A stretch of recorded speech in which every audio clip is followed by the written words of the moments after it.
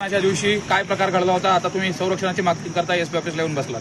मी मुक्ताराम खेमाजी गवळी मौजे इंजेगाव तालुका परळी वैजनाथ इथला रहिवासी आहे. 13 मे 2024 रोजी बीड लोकसभा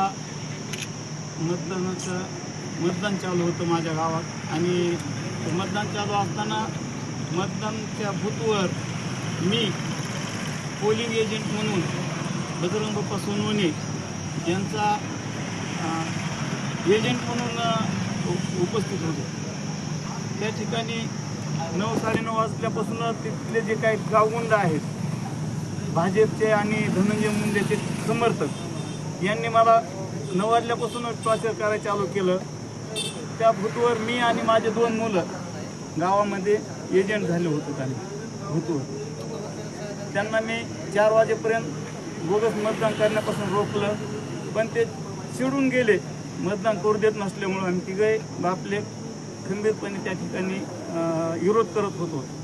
विरोध करत असताना ते चिडून गेले आणि आमच्या गावचे लेडीज सरपंच आहे, तिचा पती सरपंच पती अमोल कराड, ते गावातले काही 10-5 पोरं घेऊन बूथमध्ये आल्याच्या नंतर मला ओढून माझ्या मुलांना धराधरी करून मारहाण करीत बाहेर काढल्याच्या नंतर मी स्वतः माझ्या मोबाईलवरून लाईव्ह आलो. लाईव्ह येऊन जे काय आहे होत असलेला प्रकार मी पूर्ण मीडियाला दाखवल्याच्या नंतर तो अमोल कराड मला म्हणला की मला धनंजय मुंडे आणि वाल्मिक अण्णा कराडचा आदेश आहे की तुला आणि तुझ्या कुटुंबाला जीवच मारून टाकायचं. असं म्हणल्याच्या नंतर तू जर इथून नाही गेलास तर तुला मारून टाकणार आहेत आम्ही इथं असं म्हणल्यास मी त्या जे पिटिशन अधिकारी असते त्यांना माझी तक्रार देऊ लागलो. पण त्या अधिकाऱ्याला सुद्धा या गावच्या लोकांनी या गावगुंडांनी तक्रार घेऊ दिली नाही. तक्रार न घेऊ दिल्यामुळं मी परळी SDM ऑफिसला जाऊन SDM ज्या ठिकाणी साहेब बसलेले होते SDM साहेब, त्यांना माझी लेखी स्वरूपात तक्रार दिली. गावात बोगस मतदान झाले, मला मारहाण केली नावासहित तक्रार दिलेली आहे.